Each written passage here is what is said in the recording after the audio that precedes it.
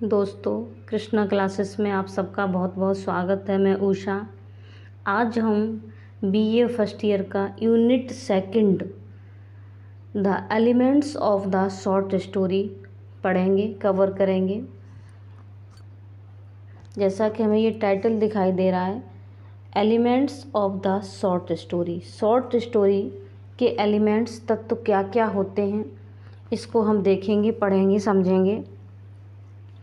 तो there are 4 types of elements of the short story. यहाँ पर एलिमेंट शब्द और आ जाएगा, ठीक है। तो कितने 4 टाइप्स, कितने प्रकार के होते हैं एलिमेंट्स जो होते हैं शॉर्ट स्टोरी के, वो 4 प्रकार के होते हैं। जैसे ये देखेंगे, आगे बढ़ा लेते हैं, ठीक। नंबर 1 ये दिखाई दे रहा है हमारा प्लॉट। प्लॉट होता है बच्चों कथानक, कथानक कह लीजिए या योजना कह लीजिए। जब हम किसी भी फिल्म को या स्टोरी को लिखते हैं या बनाते हैं तो पहले उसकी योजना बनाते हैं, प्लॉट बनाते हैं, उसका कथानक बनाते हैं, ठीक है। तो फर्स्ट एलिमेंट हो जाता है हमारा प्लॉट, ठीक है। जैसा कह लीजिए कथानक कह लीजिए या कह लीजिए योजना। किसी भी काम को, किसी भी स्टोरी को, किसी भी नाटक को, किसी फिल्म को बनाने के लिए सबसे पहले हम क्या बनाते हैं, उसकी योजना बनाते हैं। दूसरा पॉइंट आ जाता है हमारा कैरेक्टराइजेशन। कैरेक्टराइजेशन क्या होता है, चरित्र चित्रण। तो कैरेक्टराइजेशन की ज़रूरत होती है वहाँ कि किस किस को, सबसे पहले हम योजना बनाते हैं, उसके बाद क्या करते हैं, कैरेक्टर कौन किसको कौन सा कैरेक्टर दिया जाएगा, किस पर कौन सा कैरेक्टर शूट करेगा। इस तरह से उसमें जैसे मेन कैरेक्टर होता है, राउंड कैरेक्टर होते हैं, और इस तरह से। तो तीसरा पॉइंट हो जाता है हमारा नरेटिव टेक्निक्स। नरेटिव टेक्निक्स होती हैं, नरेटिव मीन्स होता है वर्णन करना, टेक्निक्स होती हैं तकनीकी। वर्णन करने की तकनीकी मतलब उस चीज़ को एक्सप्लेन कहने की। राइटर ने शॉर्ट स्टोरी लिखते समय कौन सी नरेटिव टेक्निक का यूज़ किया है, प्रयोग किया है। और चौथा हो जाता है हमारा स्ट्रक्चर। स्ट्रक्चर होती है रूपरेखा। तो उसकी क्या रूपरेखा है, कहाँ से उस ड्रामा को, उस नाटक को, शॉर्ट स्टोरी को कहाँ से स्टार्ट किया है, ठीक है। इस तरह से ये हमारे 4 एलिमेंट्स हो जाते हैं किसके, शॉर्ट स्टोरी के। अब इसको हम डिटेल में पढ़ेंगे। और जैसा कि हमारा जो पेपर आएगा BA first year first semester का, वो ऑप्शनल होगा। जब तक हम इन चीज़ों को डिटेल नहीं पढ़ेंगे तब तक हम नहीं जानेंगे प्लॉट क्या होता है, कैरेक्टराइजेशन क्या होता है, नरेटिव टेक्निक्स क्या होती हैं। तो जो एलिमेंट्स होते हैं, सपोज दैट उसने यही पूछ लिया, how many types of the elements of short story. Short story के एलिमेंट्स कौन कौन से, तो हमें से पता चलेगा कितने होते हैं, 4। अब वो ऑप्शनल में दे देगा 4, 5, 6, 7। तो कितने, हमारा ऑप्शन सही होगा 1, ये लिखा है 1, 2, 3, 4 4 होते हैं, ठीक है। आगे चलते हैं, पढ़ेंगे। तो सबसे पहले हमारा ये है, हमें दिखाई दे रहा है प्लॉट। तो प्लॉट को पढ़ेंगे कि प्लॉट क्या होता है, कथानक, ठीक है। देखो प्लॉट, जो फर्स्ट हेडिंग हमें दिखाई दे रही है, plot. Plot is the organisation of the events और action in the dramatic piece of work, ठीक है। प्लॉट जो होता है, कथानक जो होता है, इज द ऑर्गेनाइजेशन। ऑर्गेनाइजेशन होती है किसी भी चीज़ का संगठन बनाना, ठीक है। Of the events, events means होती हैं घटनाएं, एक्शंस मीन्स होते हैं कार्य। इन द ड्रामेटिक पीस, किसी भी ड्रामेटिक पीस ऑफ वर्क, जो भी राइटर ने कोई भी अपना वर्क लिखा है, उसका कोई भी पीस, जैसे बहुत सारे राइटर, कोई नोवेल लिखता है, कोई शॉर्ट स्टोरी लिखता है, कोई प्रोज लिखता है। तो dramatic piece of the work, ठीक है, के एक्शन और इवेंट्स का क्या होता है, प्लॉट एक ऑर्गेनाइजेशन होती है, ठीक है, उसकी योजना होती है। आगे चलेंगे, देखेंगे। It helps in the development of the author's central concept of his ideas. It helps, यह मदद करता है, हेल्प्स मीन्स मदद करता है, इन द डेवलपमेंट मीन्स विकास में, of the author's central concept. Author means लेखक के, सेंट्रल मीन्स केंद्रित, कंसेप्ट मीन्स होता है विचार, ऑफ हिज आइडियाज़, उसके जो विचार अंदर हैं, ठीक है। तो उसमें से उसका मेन सेंट्रल कंसेप्ट क्या है, उसके डेवलपमेंट में ये विकास करता है, विकास करने में मदद करता है, किसकी, ऑथर की। आगे चलेंगे। It is the sequence of event in a story. It is the sequence means होता है क्रम, ऑफ द इवेंट्स मीन्स घटनाओं का, इन द स्टोरी में घटनाओं का, ऑफ और प्ले, कोई भी प्ले हो या स्टोरी हो उसमें इवेंट्स जो होती हैं उसका सीक्वेंस होता है। क्या होता है, प्लॉट किसे कहते हैं, it is the sequence of events in the short story और प्ले। जैसे कोई भी नाटक है, जैसे आपने फिल्म तो देखी होगी, चलो नाटक नहीं, ड्रामा नहीं देखा तो फिल्म देखी होगी, तो फिल्म में कहीं ना कहीं एक प्लॉट होता है, सब प्लॉट होता है, से कथानक जो चलते हैं वो एक कथानक नहीं होता है, स्टोरी के कई कथानक होते हैं। आपने देखा होगा कभी जैसे हम फिल्म देखते हैं तो कभी स्टोरी हीरोइन पक्ष की चलने लगती है, कभी स्टोरी हीरो की साइड की चलने लगती है, कभी स्टोरी कॉलेज की आ जाती है इस तरह से, और कभी कभी हीरोइन के माता पिता की स्टोरी चलने लगती है। इस तरह से कई प्लॉट्स होते हैं एक स्टोरी इसमें, ठीक है। तो उसी तरह से और उसमें सीक्वेंस रखा जाता है कि पहले कहाँ से स्टोरी स्टार्ट की जाती है और कहाँ पर दूसरा सीक्वेंस स्टार्ट होगा, कहाँ से तीसरा। इस तरह से इवेंट्स, घटनाओं का एक क्रम बना लिया जाता है, उसे हम क्या कहेंगे, प्लॉट कहते हैं। जिसे हम ये अपनी भाषा में कह लें तो प्लॉट का मतलब योजना बना लेते हैं, ठीक है। तो plot are made up of 5 main elements, ठीक है। जो प्लॉट भी बनता है तो किन से बनता है, 5 मेन एलिमेंट्स, ठीक है, या इवेंट्स कह लीजिए। तो प्लॉट की जो होती हैं 5 मेन इवेंट्स होती हैं, घटनाएं होती हैं, जिन्हें हम क्या कहेंगे, देखो ये हैं, अभी हम आपको एक डायग्राम के थ्रू इसको समझाएंगे, बहुत अच्छे से आपको समझ में आएगा। सबसे पहला होगा बिगिनिंग, सेकंड होगा राइजिंग एक्शन, फिर होगा क्लाइमैक्स, फिर होगा फॉलिंग एक्शन, फिर हो जाता है लास्ट रेसोल्यूशन। देखो बिगिनिंग का मतलब होता है स्टार्टिंग किसी भी चीज़ की, फिर राइजिंग एक्शन, किसी भी चीज़ को, किसी भी स्टोरी, चीज़ कहेंगे का मतलब स्टोरी, कोई भी स्टोरी सबसे पहले क्या होती है, स्टार्ट होती है। स्टार्ट होने के बाद राइजिंग एक्शन होता है, मतलब राइजिंग एक्शन का मतलब जो कार्य है, क्रिया है वो बढ़ गई, मतलब इवेंट्स चलने लगे उसमें। फिर स्टोरी कहाँ पहुँचती है, क्लाइमैक्स पर पहुँचती है। क्लाइमैक्स का मतलब समझते हैं कि जहाँ बिल्कुल केंद्र पर अपने पर पहुँच जाती है, जहाँ पर आपने देखा होगा जो स्टोरी का जो मेन हीरो होता है, नायक होता है, वो किसी न किसी ऐसी विपरीत परिस्थिति में फंस जाता है और जाकर के स्टोरी वहाँ पर बहुत टर्निंग पॉइंट पर आ जाती है। फिर वहाँ से स्टार्ट हो जाता है फॉलिंग एक्शन, फिर स्टोरी नीचे आने लगती है, फिर अंत में क्या होता है, रेसोल्यूशन होता है। आपने देखा होगा, जैसे कि अभी हम डायग्राम के थ्रू समझाते हैं। देखो नेक्स्ट चलेंगे,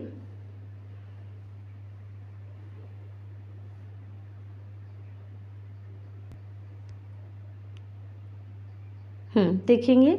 देखो 5 मेन एलिमेंट्स ऑफ प्लॉट। अब प्लॉट जो होते हैं उसके 5 मेन एलिमेंट्स क्या होते हैं, देखो हमें फर्स्ट दिखाई दे रहा है ये डायग्राम में, एक्सपोजिशन कहेंगे या बिगनिंग ऑफ द स्टोरी। ये फर्स्ट पॉइंट हमें दिखाई दे रहा है, इसको फर्स्ट कह लेंगे, ठीक है। एक्सपोजिशन है beginning of the story, story का स्टार्ट होना, ठीक है। कहीं से भी स्टोरी, जैसे आपने फिल्म देखी होगी, स्टोरी कभी कभी क्या होती है, हो सकता है कि जैसे फिल्म ले लो एक, हो सकता है कॉलेज से फिल्म स्टार्ट होती है, कॉलेज से जहाँ हीरो हीरोइन पढ़ रहे होते हैं, या हीरोइन के घर से स्टार्ट होती है, हीरो के किसी गली से स्टार्ट होती है, हीरो अपने फ्रेंड से बात कर रहा होता है, तो स्टोरी का बिगनिंग, ठीक है, से एक्सपोजिशन भी कह देते हैं। फिर क्या होता है, सेकंड पॉइंट आता है हमारा, ये हमें दिखाई दे रहा है, देखो डायग्राम ऊपर जा रहा है, ठीक है।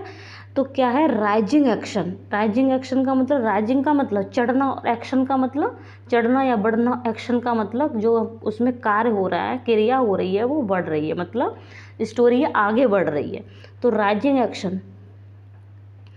तो जब राइजिंग एक्शन होता है, ये हमें दिखाई दे रहा है, तो वहाँ पर क्या होता है, कैरेक्टर जो है फेस कॉन्फ्लिक्ट्स। जो हीरो होता है, कैरेक्टर जो होता है, मेन कैरेक्टर होता है, वो क्या करता है, फेसेस कॉन्फ्लिक्ट्स, संघर्ष का सामना करता है।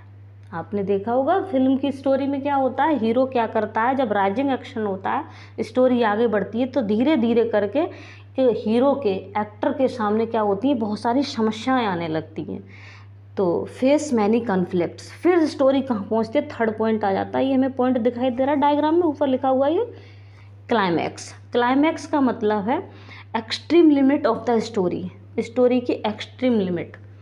जैसे कि आपने एक स्टोरी देखी होगी, जैसे मान के चलिए हम तो पार्ट पढ़ते हैं शॉर्ट स्टोरी, शॉर्ट स्टोरी मान लीजिए एक फिल्म की स्टोरी, ठीक है। तो आपने देखा हो क्लाइमैक्स पर जब स्टोरी पहुंचती है तो आपने जैसे कोई फिल्म देखी होगी, आपने देखा होगा कि हीरो को, एक्टर को, जो नायक को, खलनायक लोग उसको बांध लेते हैं, उसकी माँ को पकड़ लेते हैं, हीरोइन को पकड़ लेते हैं, इस तरह से।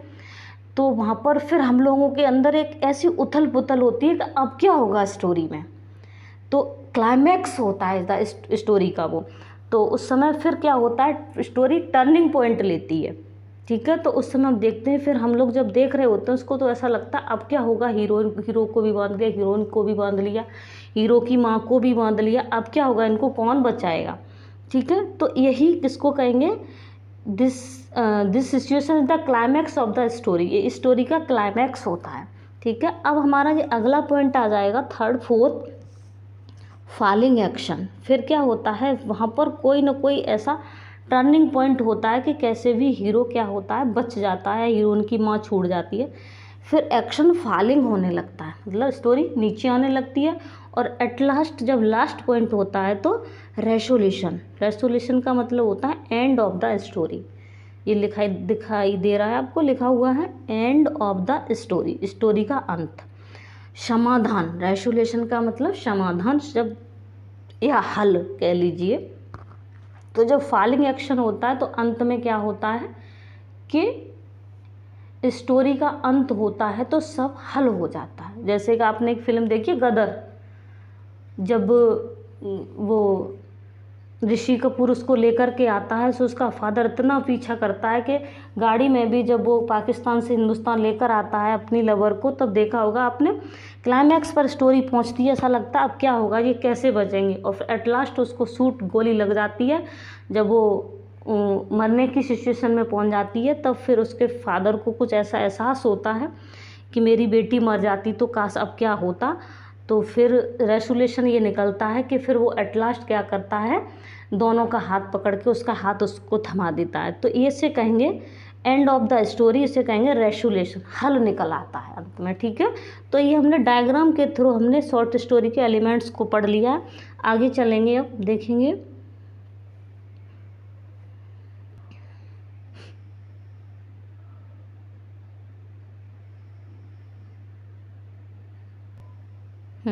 देखेंगे फॉलिंग एक्शन क्या होता है। ये फोर्थ हेडिंग हमें दिखाई दे रही है, फॉलिंग एक्शन।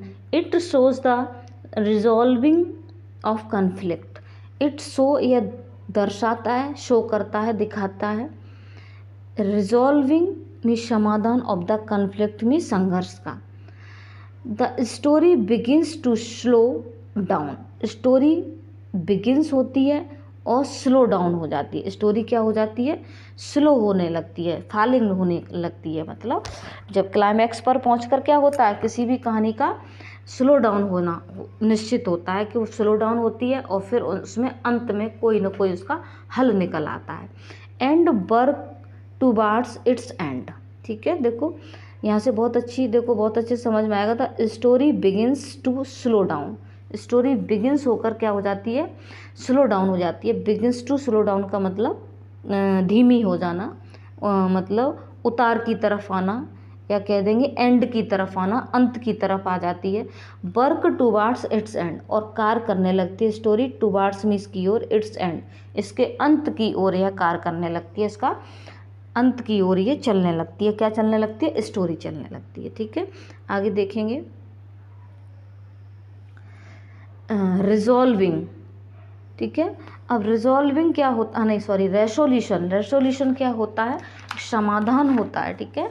तो समाधान क्या होता है, इट इज़ द, देखेंगे समझेंगे इसको, ये दिखाई दे रहा है, it is the final conclusion in the story. It is the final conclusion, ये अंतिम निष्कर्ष होता है इन द स्टोरी, स्टोरी में। It is the conclusion means निष्कर्ष, ठीक है। It is the concluding paragraph, ठीक है। ये and the story, and the story का मतलब है ये एंड और वाला, ये एंड अंत वाला, ठीक है। It is the concluding paragraph, ये कंक्लूडिंग पैराग्राफ होता है। एंड द स्टोरी, और स्टोरी का अंत हो जाता है, मतलब स्टोरी में कोई ना कोई समाधान निकल आता है, तभी किसी स्टोरी का समाधान होता है, ठीक है। आगे चलेंगे। नेक्स्ट हमें दिखाई दे रहा है, जो हमने मेनली जो एलिमेंट्स पढ़े थे उसके शॉर्ट स्टोरी के, तो जो सेकंड हमारा यूनिट था, अभी हमने ये क्या पढ़ा डिटेल में, प्लॉट पढ़ा, प्लॉट क्या होता है, ठीक है। अब आ जाता है हमारा सेकंड हेडिंग हमें दिखाई दे रही है, जो मेन एलिमेंट्स हैं for plot, characterization, narrative techniques और स्ट्रक्चर। तो अब जो दूसरी हेडिंग है वो हमारी है कैरेक्टराइजेशन, ठीक है, चरित्रण। तो इसको समझेंगे।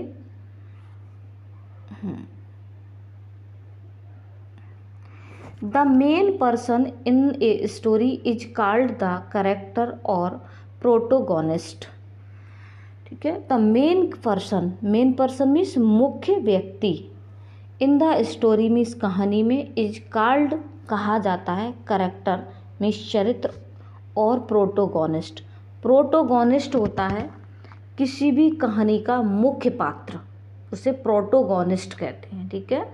जिसे हम हीरो कह लें अपनी भाषा में, ठीक है, जिसे हम नायक कह लें या कह लें एक्टर, ठीक है।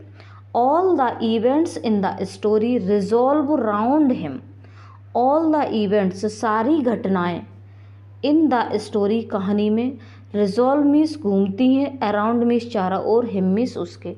स्टोरी में सभी घटनाएं उसी के चारों तरफ घूमती हैं। आपने देखा होगा, फिल्म आपने देखी होगी, ठीक है। तो सारी घटनाएं कहीं ना कहीं वो स्टोरी हीरो के ही चारों तरफ, जो मेन कैरेक्टर होता है, प्रोटोगोनिस्ट होता है, उसी के चारों तरफ कहानी घूमती रहती है। तो वही है, all the events in the story resolve around him, पूरी कहानी उसी के चारों तरफ घूमती है। So the characterization is a literary device, characterization जो होता है, चरित्र चित्रण जो होता है, इज द लिटरेरी डिवाइस, एक साहित्यिक डिवाइस होती है, तकनीकी नहीं, हाँ, इट इज़ नहीं, that is used step by step in the literature, that is used जिसका प्रयोग किया जाता है स्टेप बाय स्टेप, एक के बाद एक, इन द लिटरेचर साहित्य में। आगे देखेंगे। Every short story requires the central character who is motivated to take action or react to an outside force in order to achieve some purpose। यहाँ पर है full stop. Every short story, प्रत्येक short story को requires means ज़रूरत होती है, the central character की ज़रूरत होती है। प्रत्येक शॉर्ट स्टोरी को सेंट्रल कैरेक्टर की, मुख्य चरित्र की आवश्यकता होती है। मुख्य चरित्र की आवश्यकता मतलब समझ रहे हैं, बिना किसी हीरो के, बिना किसी एक्टर के कोई भी कहानी, किसी भी कहानी में कोई ना कोई मुख्य किरदार होता है, ठीक है। तो every short story requires the central character, तो वही है कि प्रत्येक शॉर्ट स्टोरी को मुख्य सेंट्रल कैरेक्टर की आवश्यकता होती है।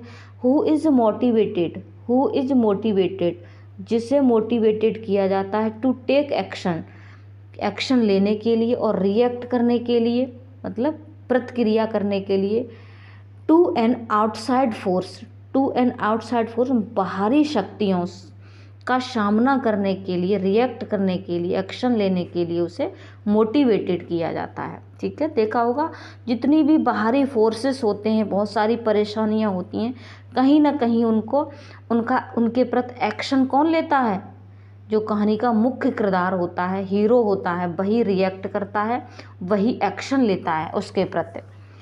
इन ऑर्डर मीन्स के लिए, टू अचीव मीन्स प्राप्त करने के लिए, सम पर्पज कुछ उद्देश्य प्राप्त करने के लिए वो कहीं ना कहीं रिएक्ट करता है और टेक एक्शन कार्य करता है, एक्शन लेता है। There are two types of method of characterization, ठीक है, और करेक्टराइजेशन के टू मेथड होते हैं, ठीक है। ये है, आगे चलेंगे, नेक्स्ट देखेंगे,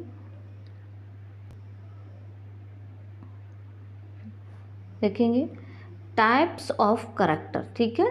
करेक्टर के जो टाइप्स होते हैं वो कौन कौन से होते हैं, कई प्रकार के करेक्टर्स होते हैं। तो the characters can be classified as follow, characters को निम्नलिखित तरीके से क्लासिफाइड वर्गीकृत किया जा सकता है, ठीक है। Characters can be classified means वर्गीकृत किया जाता है एज फॉलो, निम्नलिखित। तो फर्स्ट हमें दिखाई दे रहा है मेन, प्राइमरी और सपोर्टिव करेक्टर्स, मेन और प्राइमरी, ठीक है, मुख्य और प्राइमरी, ठीक है। प्राइमरी का मतलब प्राथमिक, और सपोर्टिव में सपोर्ट करने वाले करेक्टर्स होते हैं, और राउंड करेक्टर्स होते हैं, स्टैटिक मीन्स स्थिर, और डायनामिक करेक्टर होते हैं, गतिशील करेक्टर होते हैं। प्रोटोगोनिस्ट होता है या एंटीगोनिस्ट करेक्टर होते हैं। प्रोटोगोनिस्ट मतलब मेन किरदार होता है, और एंटीगोनिस्ट होते हैं मेन किरदार के जो अपोजी होते हैं, अगेंस्ट होते हैं, जिन्हें हम खलनायक कहते हैं, ठीक है, वो करेक्टर्स होते हैं।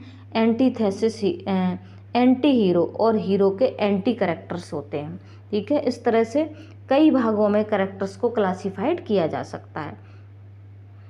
आगे चलेंगे, देखेंगे,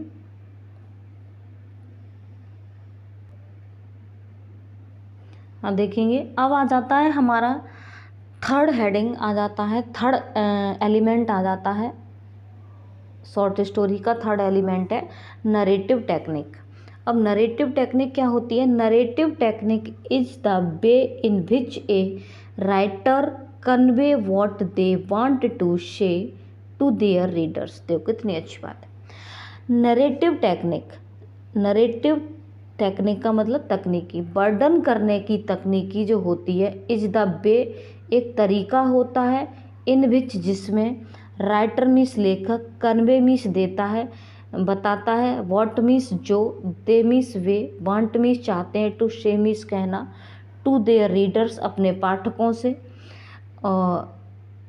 मेथड्स तरीका, दैट जो दे यूज़ वे प्रयोग करते हैं, टू डेवलप ए स्टोरी एक स्टोरी को, ठीक है। देखो नरेटिव टेक्निक्स क्या होती है? एक तरीका होता है, क्या मतलब स्टोरी को, किसी बात को कहने का तरीका होता है। जैसे किसी भी, जैसे कि आपने देखा होगा स्टोरी में, मान के चलिए इमोशनल स्टोरी चल रही है, उस वक्त इमोशनल स्टोरी चल रही है जहाँ पर रोकर बात कहने की ज़रूरत है, ठीक है। और जहाँ स्टोरी हम, जैसे कोई भी स्टोरी हम पढ़ते हैं तो जहाँ पर हंसने की ज़रूरत होती है वहाँ हास्यप्रद बातें की जाएंगी, मतलब ऐसी टेक्निक का प्रयोग किया जाएगा जहाँ हंसी मजाक मस्ती वाली। जहाँ स्टोरी इमोशनल चल रही है, सपोज दैट मान के चलिए स्टोरी इमोशनल चल रही है और वहाँ कैरेक्टर कैसे बात करे, हंस के बात करे, तो क्या वो स्टोरी सूटेबल, वो स्टोरी के अकॉर्डिंग सूटेबल होगा? नहीं होगा ना। तो उसी को हम कहेंगे नरेटिव टेक्निक्स। जैसे स्टोरी उसने लिखी है राइटर ने, तो वो इस तरह से लिखी है कि जहाँ पर रोने की ज़रूरत है तो रोने की टेक्निक, मतलब उस तरीके से उसको यूज़ किया जाता है, कहा जाता है, बोला जाता है। जहाँ हंसने की ज़रूरत है वहाँ हंसा, और जहाँ उत्साह की ज़रूरत होती है, जैसे कि आपने हिंदी में पढ़ा है ना, नरेटिव टेक्निक्स कहेंगे उन्हें कहते हैं वीर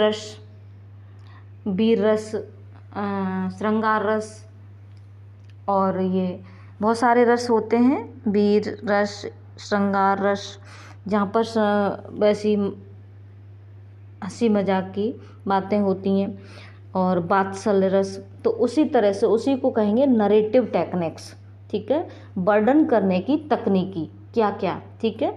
तो इस द वे क्या होता है? एक तरीका होता है जिसमें द राइटर कन्वे करता है, देता है कि स्टोरी के माध्यम से वे अपने रीडरों को क्या कहना चाहते हैं, जो, ठीक है।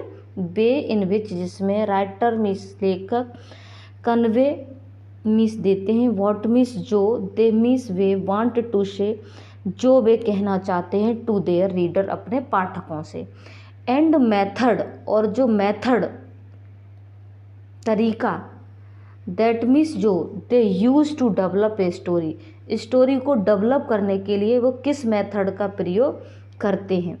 Narrative technique has the following elements, narrative techniques में निम्नलिखित एलिमेंट्स होते हैं, जैसे कि देखो ये हमें दिखाई दे रहा है।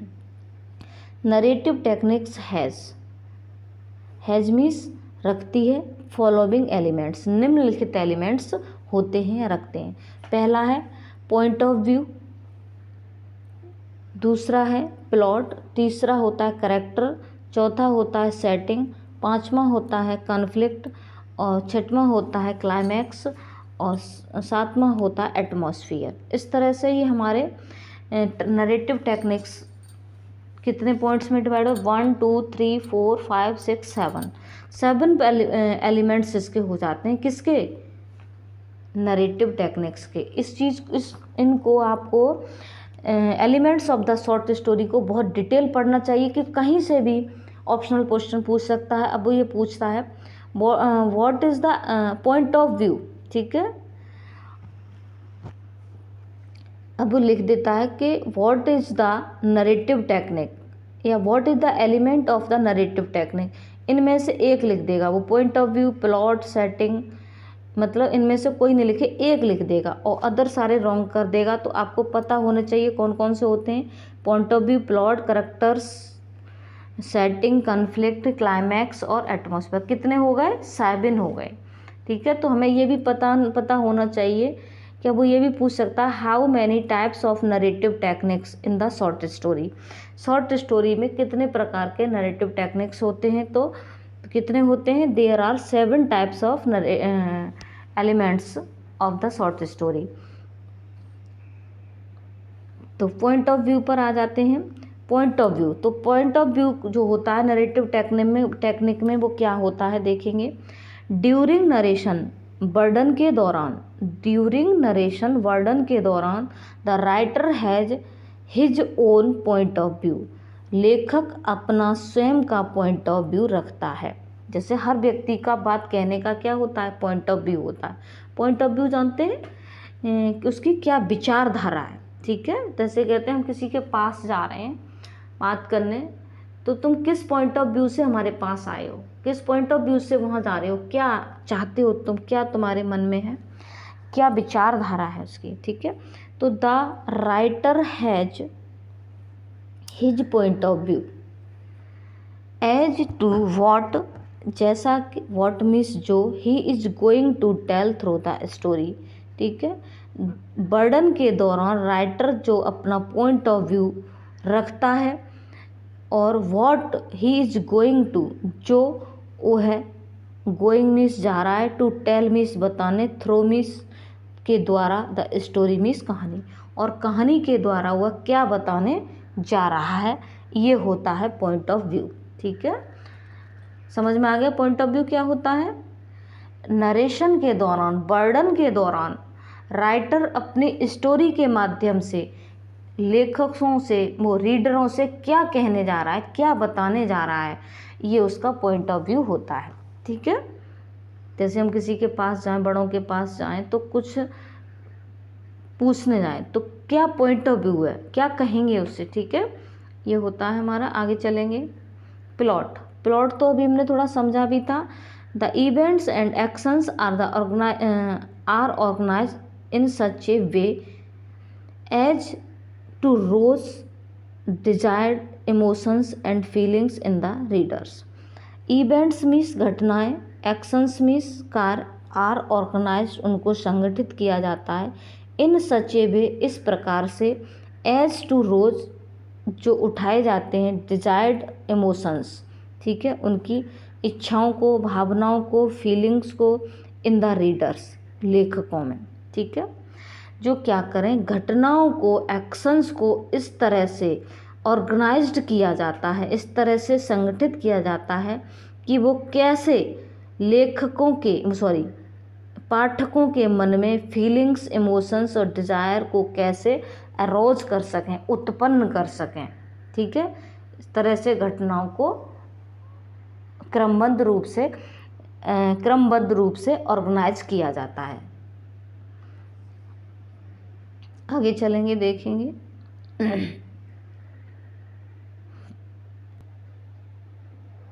चलो यहाँ से कोई दिक्कत नहीं बच्चों, थोड़ा सा पॉइंट ऑफ व्यू प्लॉट हमने पढ़ लिया। इसके बाद जो कैरेक्टर सेटिंग, कन्फ्लिक्ट और क्लाइमैक्स, ये चीज़ थोड़ी सी छूट गई है। फिर भी हम उधर पढ़ चुके हैं, कैरेक्टर क्या होता है, कन्फ्लिक्ट क्या होता है, क्लाइमैक्स क्या होता है, ये सब हम पढ़ चुके हैं उधर। तो हमें लगता है कि आपको समझ में आ गया होगा। कोई बात नहीं, यहाँ लिखने में थोड़ा छूट गया है, कोई बात नहीं। हम जो एलिमेंट है शॉर्ट स्टोरी का मेन रूप से उसको समझते हैं। वो रह गया हमारा सिर्फ स्ट्रक्चर। क्या रह गया है? देखेंगे इसको, समझेंगे। स्ट्रक्चर तो हम जानते ही हैं क्या होती है, किसी भी चीज़ की रूपरेखा। Sum of the relationship of the point of, नहीं, पार्ट्स, ठीक है। सम मीन्स कुछ, ऑफ द रिलेशनशिप मीन्स रिश्ते, ऑफ द पार्ट्स मीन्स भागों के, ऑफ ईच अदर एक दूसरे के, और एक दूसरे के, और the developing means Vikas, unity means Ekta, of the work किसी भी कार्य की, इज कॉल्ड स्ट्रक्चर कहा जाता है। ठीक है, एक बार फिर समझेंगे। Sum of the relationship of the parts, भागों के रिलेशनशिप को, ठीक है। सम ऑफ द रिलेशनशिप, कुछ relationship, of the parts means भागों के, ऑफ ईच अदर एक दूसरे के, और डेवलपिंग यूनिटी, ठीक है। जो डेवलपिंग मीन्स विकास की जो यूनिटी होती है, ऑफ द वर्क मीन्स किसी भी कार्य की, इज कॉल्ड स्ट्रक्चर कहलाती है। ईच, आगे देखेंगे, समझेंगे। ये लिखा है, क्या लिखा है? ये गलत लिखा है कुछ, ऑफ द लिटरेचर हैज,